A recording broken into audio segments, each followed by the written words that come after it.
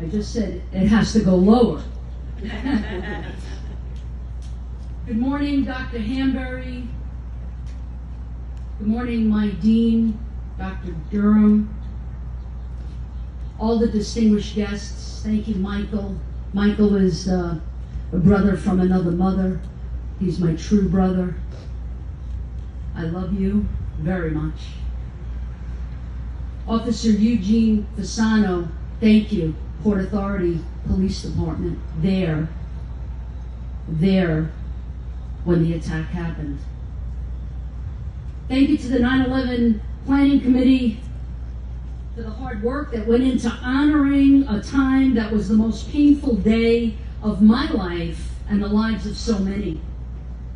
And I can't tell you how deeply moved and honored I am to have been given this opportunity to share my experience as a first responder. As we've all heard, the events of September 11th will be forever etched in our minds and in the minds of anyone old enough to remember that day. Many of my freshman undergrads, just recently in my intro to CJ class, they reminded me that they weren't even born yet. And all that does is make me feel very old. But I think it's important that we remember. So let me remind us a little bit of the historical data. And we've heard already, but it's okay. It can't be said enough because we want to remember. We want to remember that nearly 3,000 people lost their lives that day. A 2-year-old girl on flight 175 died with her parents on their way to Disneyland. An 85-year-old man on flight 11 died alongside his wife on their way to their son's wedding. 8 children died, including 3 11-year-olds on flight 77 who were taking a field trip.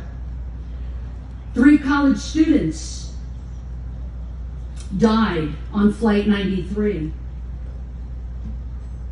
All of these victims, they lived in New York and Washington, D.C., and in 27 other states. Cantor Fitzgerald lost 658 employees, which was 2/3 of its New York City workforce. The United States Army, on that day, lost 75 men and women. More than 400 first responders, including 60 law enforcement officers and 2 FBI agents, were killed. Nearly 3,000 children lost a parent that day. Those of us who served on September 11th and the days and weeks and months to follow did so with honor. When people say to me September 11th for me has been 20 years. I love that the chief said, don't call it a number, because it's a day. It's a day that lives on in my mind, in my psyche, in my spirit.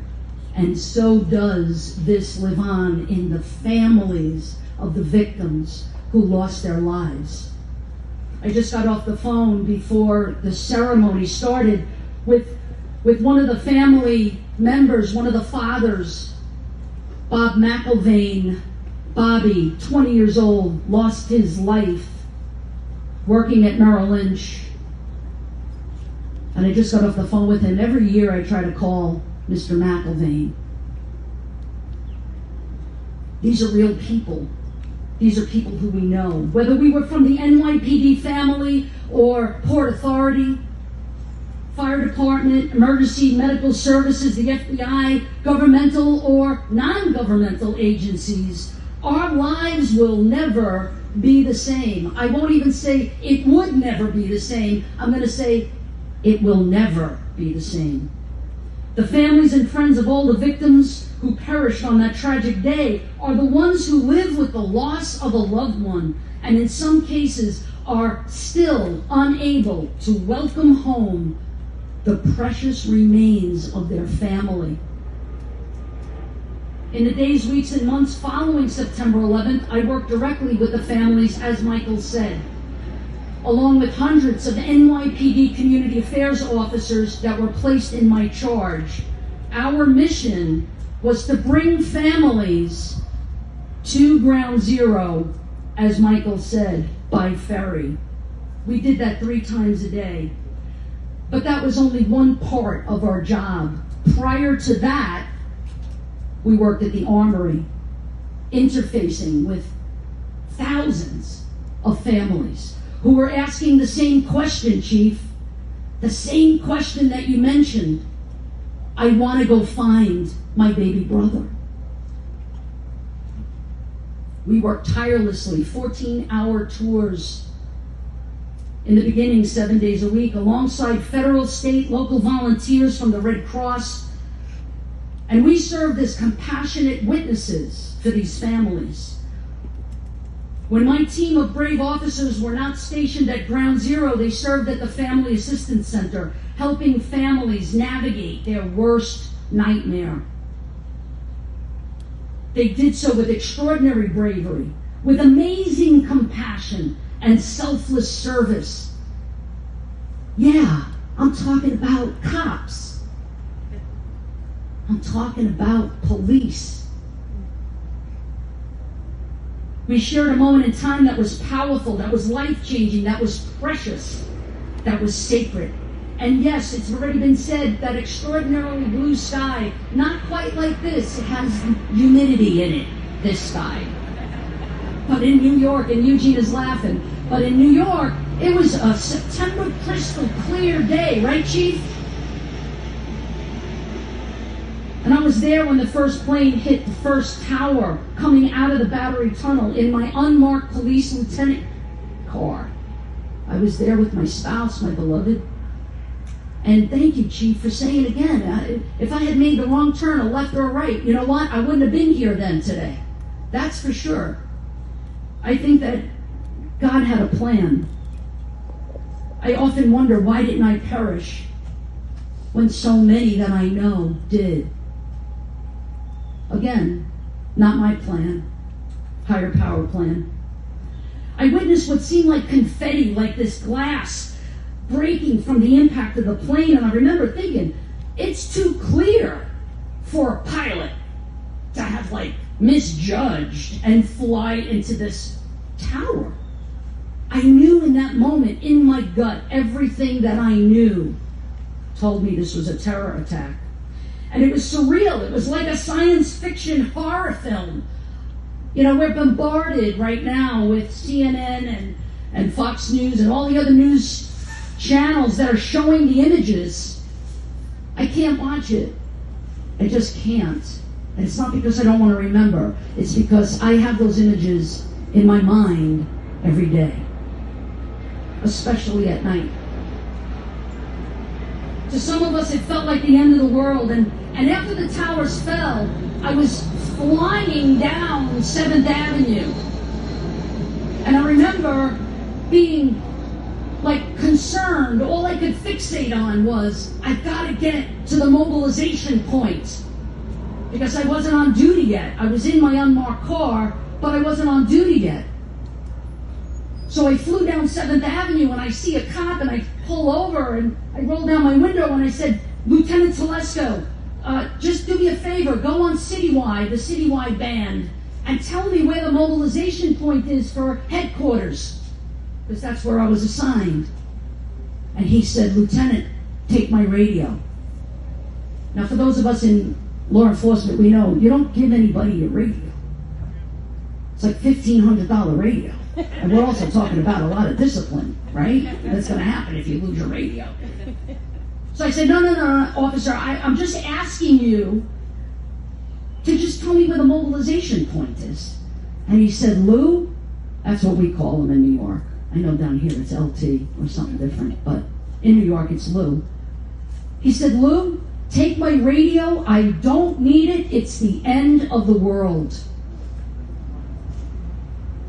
Now, looking back 20 years and having a PhD in social work, I realized that I should have probably pulled over and said, listen, kid, get in the car. It's going to be all right. Don't worry. It's okay. But I didn't. I took the radio. There's too much to do when it's the end of the world. The emotional and physical and spiritual sacrifices that were made by so many at the local, state, and federal level and its aftermath are vast, including the forgotten, like the cadaver dogs and the therapy dogs, who did so much. And if it were not for organizations like the Good Dog Foundation that handles therapy dogs, they responded, they were with us, and many others as well, but Good Dog, kind of is on my mind. I'm a dog person. Right, Dean? With dog people. Yeah. If it weren't for the dogs, I don't think I would have been able to get through it.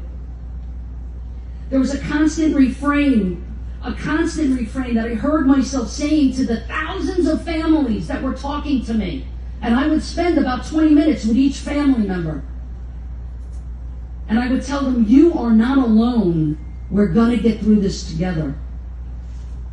So now look, today is the day that we remember and honor the brave men and women who served selflessly. Today is the day that we remember the families. Today is the day that we remember the thousands of lives that were lost on our soil. Today is the day we honor the work and never forget, and all those veterans who gave their lives since 9/11.